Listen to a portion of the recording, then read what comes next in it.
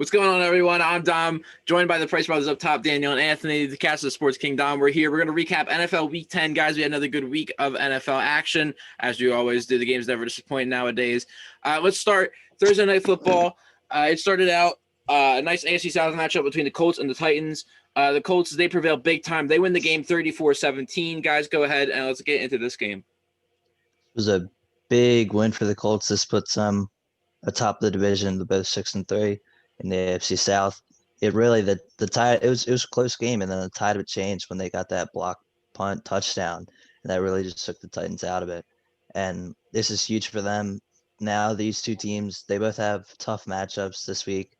The Titans have the Ravens, in Week 11, the Titans have the Ravens, and the Colts play the Packers. But then the week after they play each other again. So these next 2 weeks could really be telling of who will end up on top of the division. So a huge win for the Colts. Great defense performance once again. Derrick Henry and Ryan Tannehill both did not have very good games.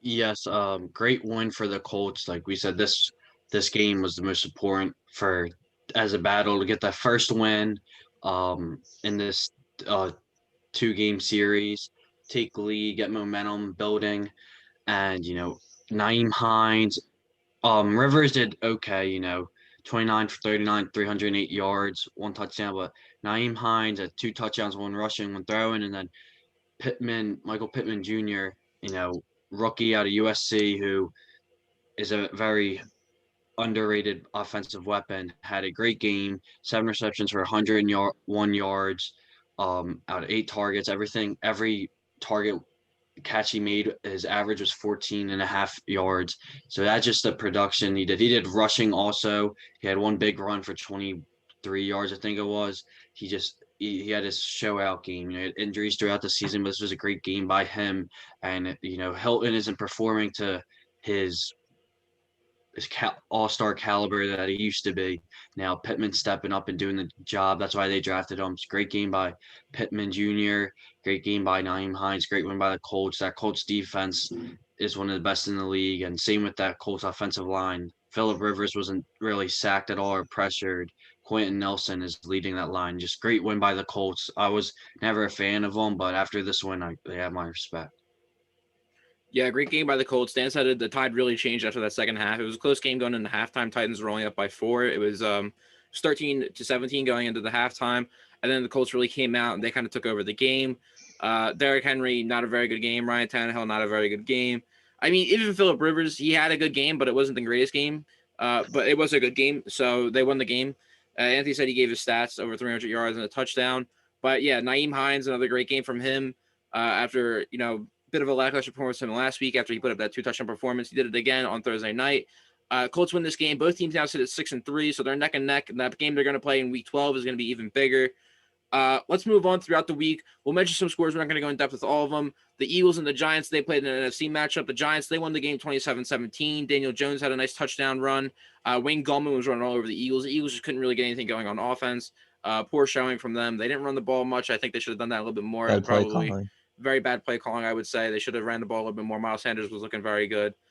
So the Eagles, they fall to 3-5-1. They still sit atop of the NFC East as of right now. Giants, they moved to 3-7. They'll go into the bye week. Eagles will play the Browns. Speaking of the Browns, they got into another low-scoring affair with the Texans this weekend. They won the game 10-7. Not really any offense in that game, realistically. It was a nasty weather game. It got delayed at the start. They pushed it back like half an hour. The only real offense that was played was really at the end of the game when Nick Chubb had a very long run where he went out of bounds at the 1 just to preserve the game, which, to the dismay of fantasy owners. I've been there. It sucks. It is what it is, though.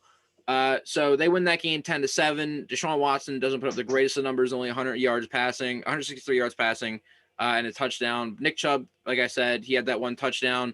Most of his yards did come from that very long run he had at the end of the game.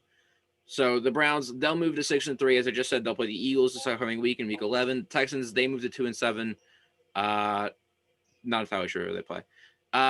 Next game, we'll move into Washington football team. They play the Detroit Lions in Detroit. Very close game, pretty competitive up until the end. The Lions, they looked like they were in firm control at halftime, leading 17-3. Washington, they stormed back. Ends up being a 30-27 win for Detroit. Matt Prater hits a field goal at the end of the game to take the win. Alex Smith made his first start in a couple of years with Kyle Allen now injured. He looked pretty impressive. 38 for 55, 390 yards. He had a good game. I think he probably had a pick or two in there. Marvin Jones had a good game for the Lions. Antonio Gibson, he had a good game running the ball for the football team.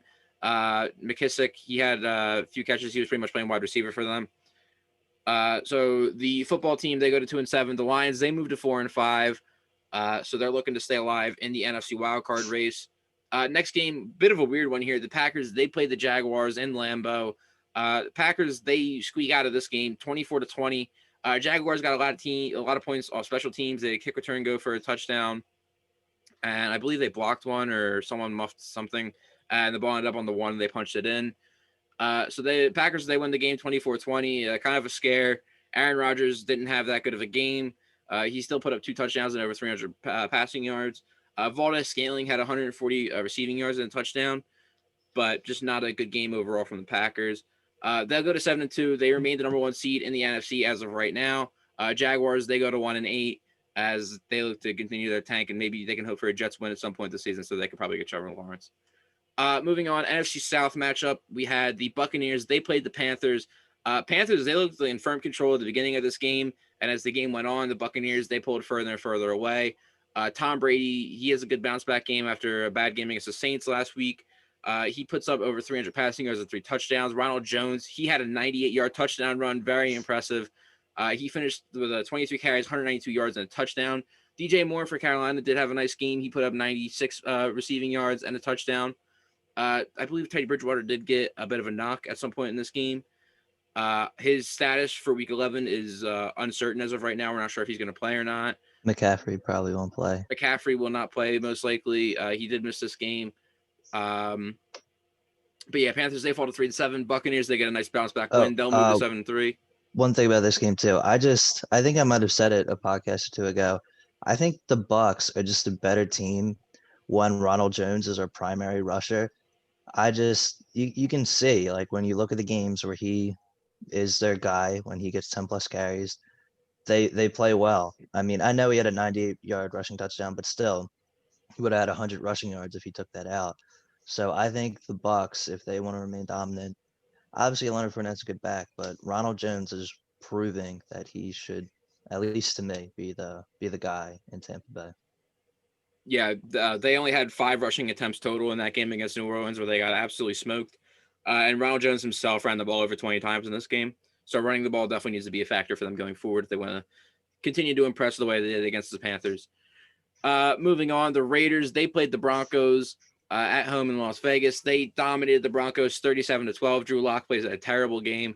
Josh Jacobs, he finally has another good game. He's been kind of quiet since week 1, where he had a very big game. He had 112 rushing yards and 2 touchdowns.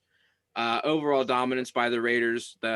Derek Carr, he continued to look pretty good. Raiders defense played well, forcing Drew Lock to throw a couple interceptions. And it was a weird performance for Drew Lock. He had 2 pretty good back-to-back games, and then he came out here and kind of just didn't look good at all. So the Broncos, they fall to 3-6. Raiders, they continue their winning ways. They go to 6-3 as they look to get some distance in the AFC wildcard race. That's getting really tight right now. Next game, the Chargers, they played the Dolphins in the battle of first-round quarterbacks from this past draft. Justin Herbert went up against Tua Tagovailoa. Tua wins the battle, 29-21. Both quarterbacks, they looked fairly well. I believe Justin Herbert, he had 2 passing touchdowns. I think he ran one in as well. He did throw an interception. Tua, he continued to, put up average numbers. He hasn't really – I'm not going to say he hasn't shined because he has looked good, but he also hasn't been an absolute bust as of yet. So he's putting up decent numbers. He hasn't looked terrible. I might say this name wrong. Sorry if I do. Miami running back Salvin Ahmad. He had a pretty good game filling in. They've got a banged-up running back room. They dropped Jordan Howard to waivers, so they're going to look for him to step up until they continue to get healthy. The Dolphins, they moved to 6-3. They're getting ever closer in that AFC East divisional, matchup battle. They could win the division. They're definitely in the wild card spot right now. Chargers, they fall to 2-7. Their season most likely over, not officially eliminated, but they need a miracle to somehow sneak into a playoff at this point. The next game, we'll get into this one a little bit. The Cardinals, they played the Bills. What a big matchup this was. 2 very good teams, one from the NFC, one from the AFC. Guys, go ahead and break this one down for us, would you? Yeah, I mean, this was a good game. I mean, the final score was 32-30. I think we were expecting maybe a bit more offense because, the last kind of two drives made it a bit more scoring than it was throughout the game. Both quarterbacks played a great game, and I mean, that DeAndre Hopkins catch was just insane. Play of the year, probably. I don't know if any other play sticks out to you guys so far, but I really thought that the Bills had in the bag. That was a great route and a great throw and catch between Stephon Diggs and Josh Allen. He beat Patrick Peterson to the pylon, and Josh Allen put it right on the money. Stephon Diggs has been fantastic for the Bills this season. I think they definitely got what they wanted out of the trade for him, but this is going to be a tough loss for them. I mean, a freak play like that.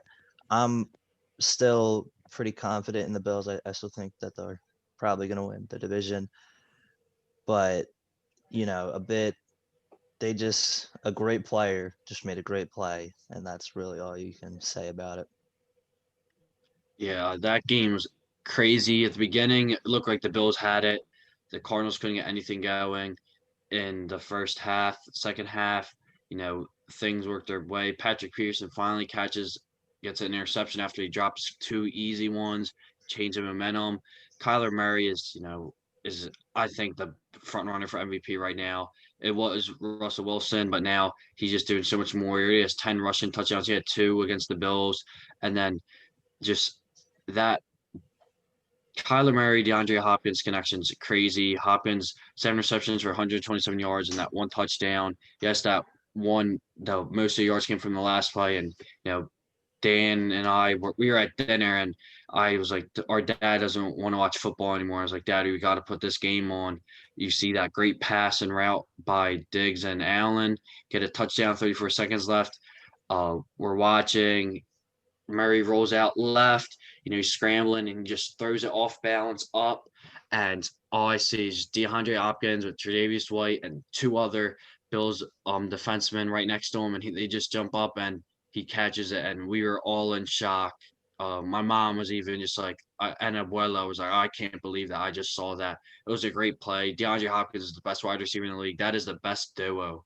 And I just great win for the Cardinals now taking first in that NFC West, but just they have a big game this Thursday coming up. But just great win by the Cardinals coming back, getting momentum. Great last drive by the Bills. It's going to be a tough loss, but just that's what we want to watch. It was a great football game. Agreed. Yeah. I mean, you guys, I've said it on previous podcasts. I've been kind of down on the Bills. I've been saying them going like this. But they're going like this now again, I would say, even after this loss. Very impressive. I wouldn't really look at this as a loss. It's going to go on their record as a loss, obviously, but it's a hard one to swallow, as Dan said, for the Bills fans and the Bills players. It's a tough loss, but you live and learn. You're going to get over it. You got to go out there next Sunday and you got to play again. Different game. Win that game. Go out there, impress. Continue what you're doing. They're looking good. I mean, you put up 30 points.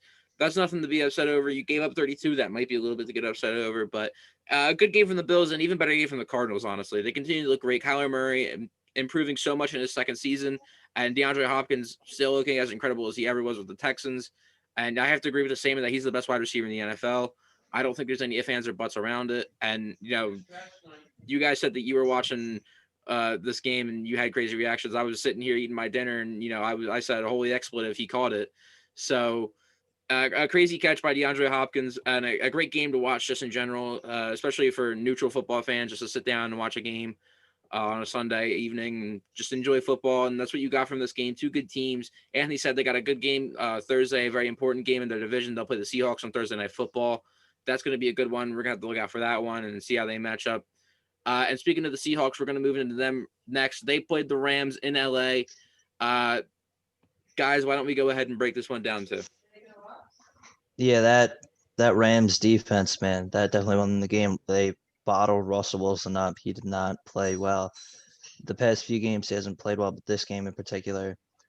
I mean, that led by Aaron Donald and with Jalen Ramsey in the secondary, they can, kind of make up for having kind of a subpar offense. They did run the ball pretty well, I think they had 3 rushing touchdowns. Darrell Henderson had Yes. 1, and Malcolm Brown had 2.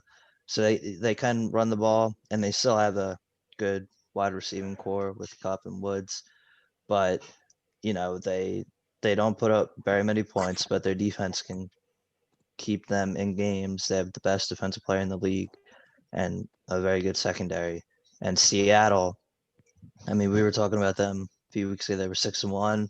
They're like, okay, they're probably the best team in the NFC East, or not NFC, sorry, NFC. But now they're third in their division, so they need to fix some things. This week wasn't even the defense really; it was the offense. But I I'm still confident that they probably will make the playoffs. I think Russell Wilson will just will them through, but I think it's just the Rams just can stick in games, and I think they they could possibly make the playoffs as well. Yeah, so this was a good game. The Rams they looked complete this game. Like their passing, no passing touchdowns, but their running game was good. The defense had great 6 sacks. That's Like insane. Russell Wilson just needs help.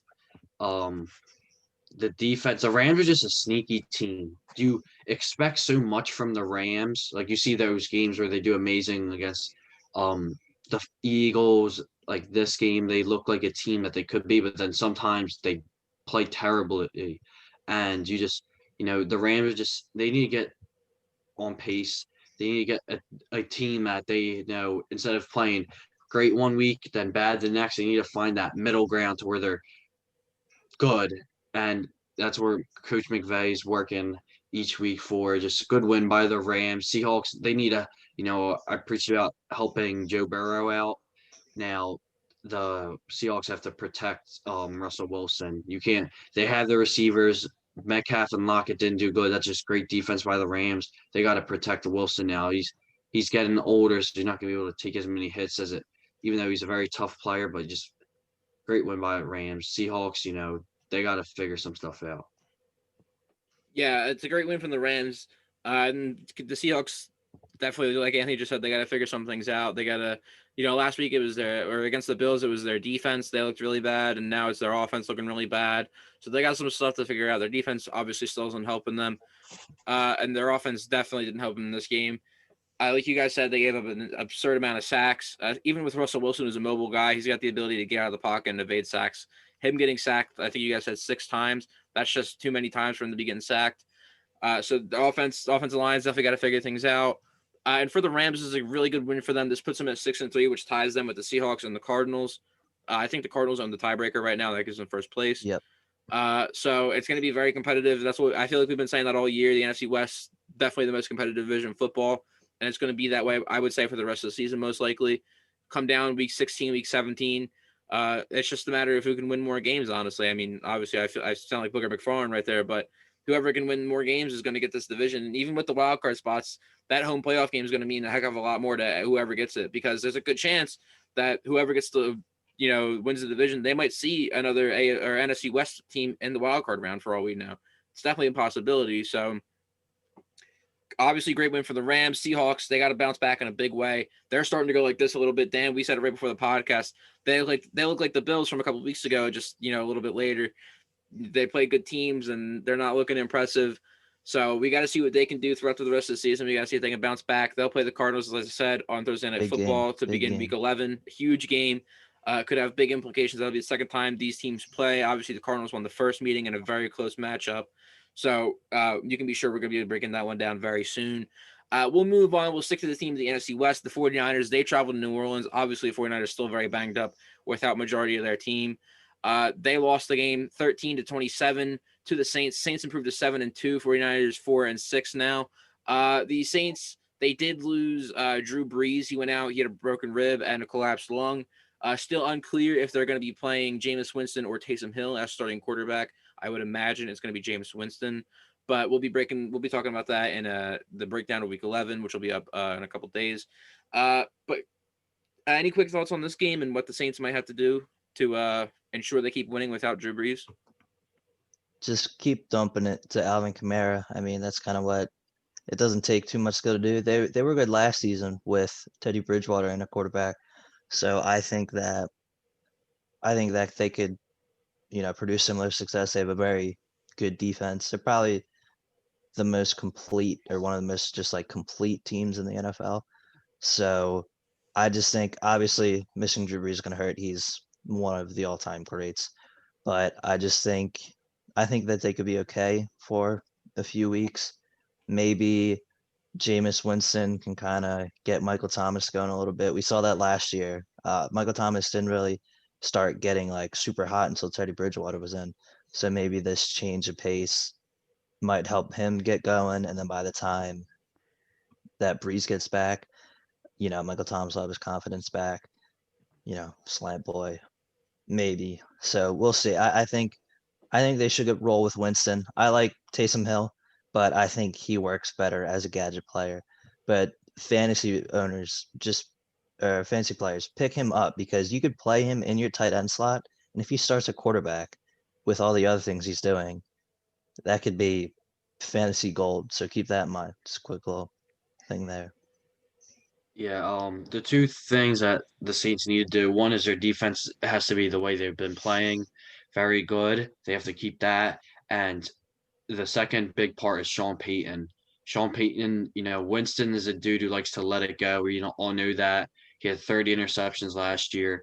Um, he has strong arm, great arm. Just Sean Payton needs to talk to Winston, control him, be able to control him and his powerful arm, allow him sometimes to take those deep shots downfield, but ultimately that's not what the Saints are. They're these Michael Thomas is Mr. Slant. You dump offs to Kamara, just controlling Jameis Winston and this Sean Payton's main job. So that's what I think they need to do. Well said, boys. We'll move on. The Steelers, they remain unbeaten on the season. They'll improve to 9-0. They destroyed the Bengals. It wasn't really even that close. 36-10. The Bengals, they fall to 2-6-1. Obviously, we know they weren't expecting to compete this year, but they still look a good team. Obviously, we didn't see that team in this one. So the Steelers, they improve, and they're going to go into Week 11 looking to just continue their ways. We'll move on. Sunday Night Football. The Patriots, they played the Ravens. Anthony, we'll let you take the honors for this one. Go ahead. Awesome win by the Patriots. They're not a team to sleep on. They might not make the playoffs, but they're a team that can upset a must-win game like I think the Ravens needed for this. Um, it just I can't say Cam did good. Cam had one throwing, touchdown, one rushing. It was a monsoon. Jacoby Myers, his connection with Cam is kind of building up, which is looking good past 2 weeks. And Myers threw a touchdown himself on a little trickery. But just great. Bill Belichick's the reason why they won. Bill Belichick, I think against first and second year quarterbacks, he's 24-3 or 25-3, and there's two losses. One was to Lamar last year, and then Mahomes. Mahomes is the two. He just knows how to maintain these rookie quarterbacks. He prepares them greatly. It was a monsoon game. Weather sucked. While watching the game, you barely could see like the balls. You could see how slippery. No one had the gloves on anymore. But it was a hard weather game. But that's what the Patriots are. They're used to it. Bill Belichick. I think he was out in a hoodie for a little of the rain. He don't care. He's a character himself. But just great win by the Patriots. Ravens, they're not scary like they were last year, which is a big problem for them. Yeah, I mean, this was a interestingly boring game. I think Dom mentioned it to me right before we recorded. It was raining very heavily when the Ravens were on offense, but not the Patriots. So I don't know if Bill Belichick was controlling Patriots the ahead of the weather game. or anything like Well, you that. think they put But like a sprinkler machine that would Yeah, just that's I shoot think possible. on? It's possible. No, it's if not. the Chiefs Shut could up. pump noise into their stadium, I wouldn't be surprised if Bill Belichick would do something like that. But I feel like if this game was played at 1 o'clock in Baltimore, Baltimore would have won by like 37. But I mean, like Andy said, Bill Belichick coached a great game. It doesn't really mean anything for New England at this point in the season. But for the Ravens, they're now in that 6-3 hunt with the Browns, with the Dolphins, with the Raiders. So I mean, it's weird to think that they could miss out. I don't think they will, but they just Lamar Jackson just hasn't performed. I mean, this game perhaps because it was monsoon, obviously wouldn't expect, but just in the season as a whole, he just hasn't performed to. I mean, winning back-to-back MVPs is very difficult, but to perform towards that level, we just haven't seen it this year. And yeah, so Ravens fans, I mean, you're definitely a very good team, but you might have to worry a bit. Yeah, you guys said this was a weird game to watch. It wasn't really fun. No one really did. I would say that good. Cam didn't have a tremendous game. He finally got a Pittsburgh passing had a great game. touchdown. Damian Harris, he had over 100 rushing yards. Willie Snead had 2 receiving touchdowns, but no one really had a tremendous game. Lamar didn't play all that well. I would say it was a defensive battle, but it was kind of also just offenses not really clicking all that well. There's not much I take away from this game. Obviously, Anthony said it, Patriots, they're probably not going to be in the playoffs, but they could still steal some games from some teams this year. And for the Ravens, I'm not going to say this is a game they needed, but it was a game that they should have won, and it would have helped them a lot more had they won it. Because again, Dan said it, they puts them right in that 6-3 pack in the AFC wild card. There's a lot of teams right now 6-3. You know, you look at the Dolphins, you look at the Raiders, the Browns, and now the Ravens. They're 6-3. Titans, well, they could win. Yeah, Titans or Colts, whoever doesn't get the division. So you look at those two teams, and you look at all those teams at 6-3. It's going to be a competitive race. So I'm not going to say they really needed this one, but it would have been a win that would have helped them a lot more throughout the rest of the season because they got another matchup with the Steelers coming up on Thanksgiving, which will be a fun one to watch. So we'll look out for that. But that's all I really got on this game. Like I said, it wasn't the prettiest of games to watch. But it's a Sunday night game, so we're talking about it. We'll move to the Monday night game, which wasn't much prettier. The Vikings, they played the Bears in Chicago. Vikings win the game 19-13. Dan made a prediction a couple of weeks ago on the podcast saying that the Vikings could make the playoffs, even though they started the season 1-5, and now they sit at 4-5. So Dan, I'll let you take this one. Yeah, with Dalvin Cook back, I mean, he didn't have like a fantastic game like he had in previous week, putting up like 50 fantasy points, which is crazy. But he didn't really have to. That what impressed me, I don't know if it was impressive or it just happened, but the Vikings defense played very well. It was that so the Bears scored 13 and their touchdown was from a Cordero Patterson kick return. So they were able to contain the Bears offense, which I guess isn't that too hard to do. Matt Nagy's play calling a bit iffy to me. I don't really know what's going through his mind sometime. I mean, I guess he's just playing with what he has. Nick Foles does go out with an injury, so we might see Mitch back, even though he didn't go in at the end of this game. But the Vikings, I mean, like I said, if they just rely on Dalvin Cook and then, you know, get at an Adam Thielen one-on-one touchdown like he did in this game, Justin Jefferson looks good, very good. So they have a very favorable schedule coming up. They play Dallas next week. They have the Jaguars. They have the Panthers. They do have some tough games. They play the Buccaneers and the Saints. But, the NFC wildcard race isn't as, besides there's the NFC West, there's no other really outstanding candidate to me that could possibly make it. But I feel like, the Vikings run the table. Maybe they finish 10-6, 9-7. Maybe they sneak in. Yeah, it was a boring game. Like I said, I'm not a fan of the Bears. Congratulations to Cordell Patterson on his, I think it was his 7th kick return touchdown of his career, making him tie. I'm pretty sure it was first, or he might be tied for first. And funny thing is that 4 of his kick return touchdowns were in the Bears stadium. His first one ever was when drafted by the Vikings, of course, was his first game. He got one. Then he got 2 with the Bears, and then he got one when he played for the Patriots away at the Bear Stadium against the Bears. So just congratulations to him. Just Thielen did good, 2 touchdowns. Jefferson's looking promising by the week. Just good win by the Vikings. I can't believe I'm saying it. Like I honestly think that they're going to make the playoffs, and that prediction that you did is crazy. If someone famous out there finds that you said that, maybe you could win money or something. But just good win by the Vikings, much needed. The Bears, you already know what I thought about the Bears, are not good. And I still want to correct you. Matt Nagy didn't call the plays for this game. They announced that it was going to offensive coordinator coach Lapzor, like Labzer, something like that. And this was his first game calling the plays. So just a good win by the Vikings. Well, I imagine we'll never see that guy calling plays again because they didn't do much of anything in this game on offense. As Dan said, their only touchdown was a Cordell Patterson kick return. Everything just kind of goes to the Vikings game. Adam Thielen, he had a great catch in the end zone. Obviously, it was a great catch. If had DeAndre Hopkins not made that Hail Mary catch, that would have been catch of the weekend probably. And then I guess the only other thing I have to say from this game is congratulations on Kirk Cousins to finally winning a Monday Night game. He was 0-9. He was 0-9 going into this game. He finally gets a win. You like that? So please don't ever do that ever again, Anthony. Yeah, please don't. So I think that's all I really have. These guys said it all. Dalvin Cook, he had another good game, didn't get any touchdowns, but almost 100 rushing yards. Justin Jefferson continues to impress. Yeah, that's all I really got. And I think that's all we got on week 10. 4 teams on a bye as usual. The Falcons, Cowboys, Chiefs, and Jets were all on a bye week.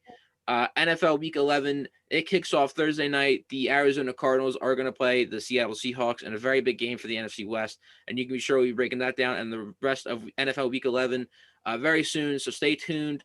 Guys, any last words on NFL Week 10?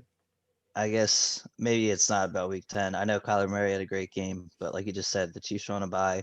About the MVP race, don't forget about Patrick Mahomes. He's still there. He has 1 turnover this season. 1 turnover.